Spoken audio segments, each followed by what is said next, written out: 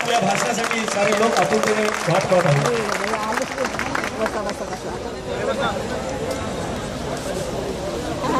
त्यांना 2 वाजेपर्यंत टाइमपास करायचा होता आणि परीक्षेचा पेपर संपल्यानंतरच. तर म्हणजे आता सांगायला हरकत नाही, रात्री 2:30 वाजता सांगितलं की अप्पा मला माहिती अशी मिळाली आहे की त्या ठिकाणी परीक्षा चाललेली आहे आणि तिथे कार्यक्रम घेणं योग्य नाही, त्यामुळे अप्पा आपला कार्यक्रम पोस्टपोन करा. अप्पा म्हणाले आता पोस्टपोन होऊ शकत नाही, सगळ्यांना निरोप गेले आहेत, तेवढे लोक आले आहेत. म्हणाले मी एक नक्की करेन की परीक्षेला कुठलाही डिस्टर्बन्स होणार नाही. परीक्षेपर्यंत कुठल्याही परिस्थितीत मी माईकचा आवाज हा एवढा लहान ठेवील की बाहेर देखील आवाज जाणार नाही. आणि त्यांनी ते पाळलं, याबद्दल मी त्यांचे मनपूर्वक आभार मानतो. आणि मीडियाचे प्रतिनिधी म्हणून महेशजी म्हात्रे आपण साक्षीदार आहात, नाहीतर न्यूज चालल्या असत्या. मुख्यमंत्र्यांच्या उपस्थितीत 12वीचा पेपर कसा बिघडला, आम्ही काळजी घेणारे लोक आहोत आणि ती घेतली पाहिजे. म्हणजे त्यात काही खूप मोठेपणा आमचा नाही आहे, ती घेतली पाहिजे. आजच्या या कार्यक्रमामध्ये मंचावर उपस्थित माझे सहकारी मंत्री आदरणीय विष्णू सवराजी, खासदार कपिल पाटीलजी, आमदार किसन कथोरेजी, आमदार बरोराजी, आमदार नरेंद्र पवारजी, ज्यांनी हा कार्यक्रम आयोजित केला ते अप्पा भानुशालीजी, माजी आमदार दौलत दरोडाजी, माजी आमदार दिगंबर विशेजी, माजी आमदार गोटीराम पवारजी, शिवसेनेचे प्रकाश पाटीलजी, आमदार शांताराम मोरेजी, या ठिकाणी उपस्थित मंचावरील सर्व सन्माननीय अतिथीगण आणि उपस्थित सर्व भगिनी आणि बंधूंनो, आज अप्पांनी हा कार्यक्रम या ठिकाणी घेत असताना मला 2 गोष्टी सुचवल्या. ते म्हणाले एकदा आमच्या भागात येऊन आमच्या इथल्या विद्यार्थ्यांची मनं समजून घ्या, आमच्या विद्यार्थ्यांशी तुम्ही संवाद साधा आणि त्यांच्या मनामध्ये काय आहे हे निश्चितपणे तुम्ही समजून घ्या. आणि अप्पा मला एका गोष्टीचा खरोखर आनंद वाटतो की ही संधी तुम्ही मला दिली. मला एकच गोष्ट लक्षात आली, या भागातल्या विद्यार्थ्यांना खूप शिकायची इच्छा आहे, मोठं व्हायची इच्छा आहे आणि जगातली आव्हानं ही पेलण्याची इच्छा आहे. आणि राज्यकर्ते म्हणून आता ही आमची जबाबदारी आहे की या आशा आकांक्षा आणि अपेक्षा ज्या विद्यार्थ्यांनी व्यक्त केल्या आहेत त्या कुठल्याही परिस्थितीत पूर्ण झाल्या पाहिजेत आणि त्या पूर्ण करण्याकरता संपूर्ण सरकारचं पाठबळ हे त्या अपेक्षांच्या पाठीमागे उभं केलं पाहिजे. आणि निश्चित मी आपल्याला विश्वास देतो की येत्या काळामध्ये मी असेन, आमचे आदिवासी विकास मंत्री विष्णू सवराजी असतील, किंवा आमचे शिक्षण मंत्री विनोद तावडेजी असतील, किंवा आमचे जिल्ह्याचे पालकमंत्री एकनाथ शिंदेजी असतील, आम्ही सर्व लोक मिळून निश्चितपणे हा प्रयत्न करू की या भागातल्या विद्यार्थ्यांच्या अपेक्षा अनुरूप शैक्षणिक वातावरण त्यांना प्राप्त झालं पाहिजे, ती संधी त्यांना प्राप्त झाली पाहिजे, तशा प्रकारच्या व्यवस्था त्यांच्याकरता उभ्या राहिल्या पाहिजेत आणि निश्चितपणे कुठल्याही परिस्थितीत कुठलीही कमतरता त्यांना भासू नये. मी आता महेशजींची चर्चा करत होतो की आमचं सरकार तर नुकतंच आलंय, पण 15 वर्षात लोकांचा इतका अपेक्षा भंग झाला की आता लोकांना परिवर्तन हवंय. आणि सत्तेचं परिवर्तन केल्याबरोबर आता लोकांची देखील अपेक्षा आहे की तातडीनं व्यवस्थेचं परिवर्तन करा. ही गोष्ट निश्चित आहे की लोकांची अपेक्षा चूक नाही आहे. लोकांना वाटतं आता इमिजिएट व्यवस्थेचं परिवर्तन झालं पाहिजे, पण तरी देखील सुज्ञ मंडळींना हे लक्षात येतं की 15 वर्षात ज्या व्यवस्थेची अवस्था अशी झाली की जी नागरिकांना न्यायच देऊ शकत नाही, ती व्यवस्था लोकशाहीच्या माध्यमातून जर बदलवायची असेल तर त्या व्यवस्था परिवर्तनाला थोडासा वेळ द्यावा लागेल. मी आपल्याला एकच गोष्ट विश्वासानं सांगतो, आम्ही प्रामाणिकपणे कामाला लागलो आहोत. आमच्या प्रामाणिकपणामध्ये कुठली कमतरता नाही, आमच्या मेहनतीत कमतरता नाही आहे. आणि या प्रामाणिकपणातनं, या मेहनतीतून महाराष्ट्र महाराष्ट्राच्या व्यवस्थेमध्ये परिवर्तन घडवून दाखवू हा विश्वास मी आपल्यासमोर व्यक्त करतो. आज रोज एक नवीन आव्हान आमच्या समोर उभं आहे. राज्याची कृषी व्यवस्था कोलमडलेली आहे. राज्यामध्ये खूप मोठ्या प्रमाणात 82% आपली जमीन सिंचनापासून वंचित आहे. शेतकऱ्यांचा मोठा प्रश्न आहे, शेतीला पाणी द्यायचं आहे पण धरणं एका दिवसात बांधता येत नाही. आणि म्हणून त्याच्यावर उपाय म्हणून आम्ही निर्णय केला की धरणांचं काम तर पूर्ण करूच, पण शेतकऱ्याच्या शेतीला पाणी दिलं पाहिजे. म्हणून जलयुक्त शिवार ही योजना आम्ही आणली आणि या एका वर्षामध्ये 5000 गावांना दुष्काळ मुक्त करण्याची महत्वाकांक्षी योजना आम्ही आता चालू केलेली आहे. आणि मला विश्वास आहे की निश्चितपणे या योजनेमध्ये आम्हाला सफलता मिळेल. आणि मला एक गोष्ट ज्या निमित्ताने अतिशय स्पष्टपणे सांगायची आहे की ज्या दिवशी राजकीय आयुष्यामध्ये पाऊल ठेवलं त्या दिवशी आपल्याला टीका सहन करावी लागेल हे आपल्या मनाशी खूणगाठ बांधली. त्यामुळे टीकेला आम्ही घाबरत नाही. टीका झाली तरी देखील लोकांकरता कार्य करायचं आहे, त्याकरता आपलं संपूर्ण श्रम आपली संपूर्ण क्षमता लावायची आहे या भावनेतनं आम्ही काम सुरू केलं आहे. आणि मला विश्वास आहे की राज्यकर्ते जर प्रामाणिकपणे कामाला लागले तर परिवर्तन हे होतच असतं आणि ते परिवर्तन आम्ही घडून दाखवू हा विश्वास या निमित्ताने मी आपल्याला व्यक्त करतो. आज आपल्या या भागातल्या अनेक समस्या आपण मांडल्या. विशेषतः पाण्याची समस्या असेल, रस्त्यांच्या समस्या असतील. निश्चित काही SR मध्ये रस्ते मंजूर आहे पण कामं सुरू झालेली नाहीत. पिण्याचं पाणी आपण मुंबईला देतो पण आपल्या इथे समस्या आहेत. जरूर या सगळ्या समस्यांच्या संदर्भात तातडीनं कारवाई आपण हातामध्ये घेऊ. रस्त्यांची कामं असतील किंवा पिण्याच्या पाण्याच्या योजना असतील, या कशा प्रकारे संकल्पित करून तातडीनं आपल्याला पूर्ण करता येतील तो प्रयत्न आम्ही करू. मी या निमित्ताने आप्पांना एवढंच सांगतो, आप्पा आम्ही खूप भोगलं 15 वर्ष. आमच्या मतदारसंघामध्ये एक खडकू देखील दिला नाही. कधी एक नवीन पैसा आमच्या मतदारसंघात जुन्या सरकारने दिला नाही.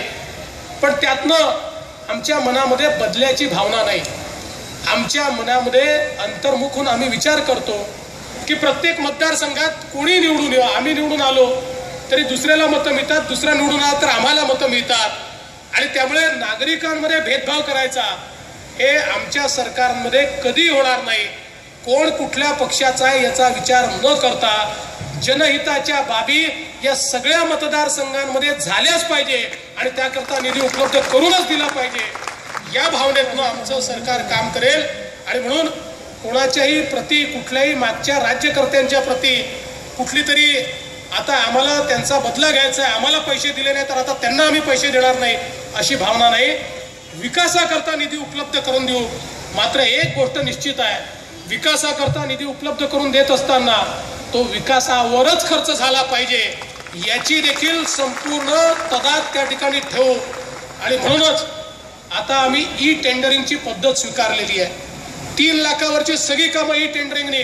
कारण मागच्या काळामध्ये आम्ही बघितलं की ज्यावेळी आपण थेट कामं द्यायचो 50% कामं व्हायची आणि 50% कामच व्हायची नाही. आज इतक्या मोठ्या प्रमाणात पैसा खर्च झाला पण विकास दिसत नाही. हा पैसा गेला कुठे? 3-3 लाख कोटी रुपयाचं कर्ज आपण उभं केलं पण त्यातनं विकास का होऊ शकला नाही? कुठेतरी या व्यवस्थेमध्ये परिवर्तन करण्याची आवश्यकता आहे आणि निश्चितपणे ते परिवर्तन आपण करून दाखवू. आज या निमित्ताने आप्पा 2 अपेक्षा तुम्ही व्यक्त केल्या.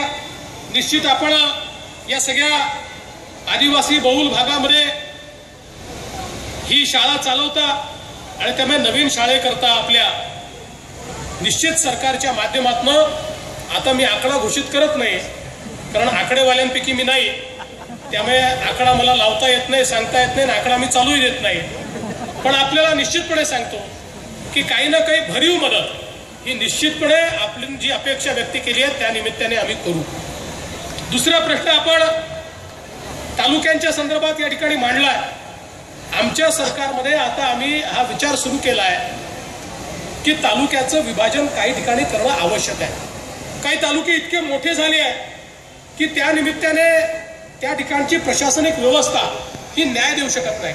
शेवटी तालुका आपला शेवटचा घटक आहे की ज्या घटकातनं आपण संपूर्ण ग्रामपंचायतींवर पंचायत समितीच्या माध्यमातून त्या ठिकाणी योजना राबवत असतो, त्या योजनांचं संपूर्ण संकलन त्या ठिकाणी करत असतो. तालुका हा असा घटक आहे की ज्या घटकातनं निश्चितपणे शेवटच्या माणसापर्यंत आपण पोहोचत असतो आणि म्हणून आम्ही ठरवलं आहे की याच्यापुढे तालुके करताना राजकीय विचार न करता आवश्यकतेनुसार तालुके तयार करायचे आणि त्या दृष्टीने एक व्यवस्था आम्ही येत्या काळामध्ये उभी करणार आहोत की ज्या व्यवस्थेच्या माध्यमातून आवश्यक तालुके कोणते आहेत याचा अभ्यास केला जाईल आणि जे आवश्यक असतील त्याची निर्मिती देखील करू आणि त्यामुळे आपण जी वकिली केली आहे ती 50% यशस्वी आहे। उरलेली 50% जी वकिली आहे ती जो काही आमचा सगळा रिपोर्ट तयार होईल त्या रिपोर्टमध्ये किती मेरिट आहे त्याच्या आधारावर उरलेली 50% तुमची वकिली। पण आता तुमचा इतक्या वर्षाचा अनुभव आहे, तुम्ही इतके अनुभवी आहात, त्यामुळे तुम्ही चुकीची वकिली करणार नाही हाही मला निश्चितपणे या ठिकाणी विश्वास आहे। मला कपिल पाटलांनी आताच या ठिकाणी सांगितलं की आठवण करून दिली, तालुका स्तरावर आता आपण नगरपंचायती देखील तयार करतो आणि त्या नगरपंचायती तयार करत असल्यामुळे मध्यंतरीच्या काळात ठाणे जिल्हा परिषदेची निवडणूक लागली पण ती निवडणूक होऊ शकली नाही, सगळ्यांनी बहिष्कार टाकला। आता त्या संदर्भातले सगळे नोटिफिकेशन हे तातडीनं काढण्याचं आपण ठरवलं आहे, म्हणजे पुढची जी काही सगळी निवडणूक होईल ती योग्य गटांची पुनर्रचना करूनच पुढची निवडणूक ही आपण करू। त्यासोबत या ठिकाणी मला त्यांनी हे देखील सांगितलं की ठाणे आणि पालघर हे 2 जिल्ह्यांचं विभाजन झाल्यानंतर पोलीस आणि शिक्षकांच्या जे काही त्यांच्या सेवा कुठे द्यायच्या या संदर्भातलं जे विभाजन आहे ते योग्य प्रकारे झालेलं नाही आणि त्यातनं काही अडचणी तयार झाल्या आहेत। जरूर त्याच्यातही आपण लक्ष घालून त्यात ज्या काही प्रॉब्लेम्स असतील ते निश्चितपणे आपण दूर करण्याचा प्रयत्न करू। मी आजच्या शिक्षक जे आहेत ते इकडचे शिक्षक पालघरला गेले तर पालघरचे शिक्षक इथे आहेत, इथले पोलीस पालघरला पाठवले तर पालघरचे पोलीस इथे आहेत। ते आपण बिलकुल समजून घेऊ कुठले कोण कुठे गेले आणि कोणाला कुठे आणायचं याचा निश्चित आराखडा आपण तयार करू। जरूर त्या संदर्भातली कारवाई जी आहे, शेवटी प्रशासनामध्ये विभाजन होत असताना अडचणी येतात त्या आपल्याला दूरच केल्या पाहिजे आणि त्या दूर करायचा निश्चितपणे येत्या काळामध्ये आम्ही प्रयत्न करू। मी आज या निमित्ताने आपल्याला एवढंच सांगतो, मी विद्यार्थ्यांना देखील म्हणालो की आमचे जे विद्यार्थी आहेत ते आमचं भविष्य आहे, ते आमचं भवितव्य आहे, आमच्या देशाला तेच पुढे नेऊ शकतात आणि त्यामुळे त्यांच्याकरता संधीची उपलब्धता झाली पाहिजे।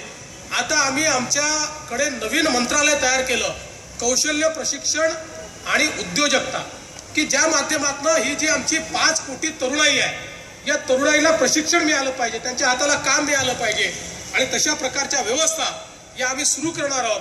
त्यामुळे जास्तीत जास्त कौशल्य प्रशिक्षणावर भर देत असताना ज्या ज्या ठिकाणी ITI नाही आहे, ज्या ठिकाणी कौशल्य प्रशिक्षणाची व्यवस्था नाही आहे त्या ठिकाणी व्यवस्था कशी उभी करता येईल या संदर्भातलं काम आता त्याचं कंप्लीट मॅपिंग आम्ही केलेलं आहे आणि त्या मॅपिंगच्या अंतर्गत कौशल्य प्रशिक्षणाच्या व्यवस्था उभ्या करण्याचं काम देखील पुढच्या काळामध्ये आम्ही करू। मी आजच्या या प्रसंगी अधिक बोलणार नाही। अप्पांनी मला चिठ्ठी दिली खासदार आमदारांच्या निधीचं काय, पण काळजी करू नका, तुम्हाला कोणी नाही म्हणू शकलाय, कशाला काळजी कर, बोलले तर देणार ते सगळे तुम्हाला देणार, कोणी तुम्हाला नाही म्हणत नाही। आमच्या मंत्रालयामध्ये अप्पा एक असे पत्रकार आहेत की जे कोणाच्याही केबिनमध्ये कुठल्याही वेळी कुठलीही परवानगी न घेता जाऊ शकतात आणि अप्पांची दुसरी गोष्ट अशी आहे, इतकी वर्ष अप्पांना पाहतोय, अप्पांनी स्वतःच्या स्वार्थाकरता एखादं पत्र दिलं, एखादी गोष्ट मागितली असं कधीच घडलं नाही। अप्पा आले तर सार्वजनिक कामाकरताच आले किंवा मग योग्य सल्ला देण्याकरता आले, कारण एवढ्या वर्षाच्या त्यांच्या अनुभवातनं एखादी परिस्थिती उद्भवली तर काय केलं पाहिजे अशा प्रकारचा त्यांचा अनुभव दीर्घ आहे, त्यामुळे त्याला सल्ला देखील ते देत असतात आणि त्यांचा सल्ला बहुमोल असतो, त्यामुळे तो आम्ही मानत असतो आणि मुख्यमंत्रीच तुमचा सल्ला ऐकतो म्हटल्यानंतर सगळे आमदार खासदार ऐकतीलच, कशाला चिंता करतात,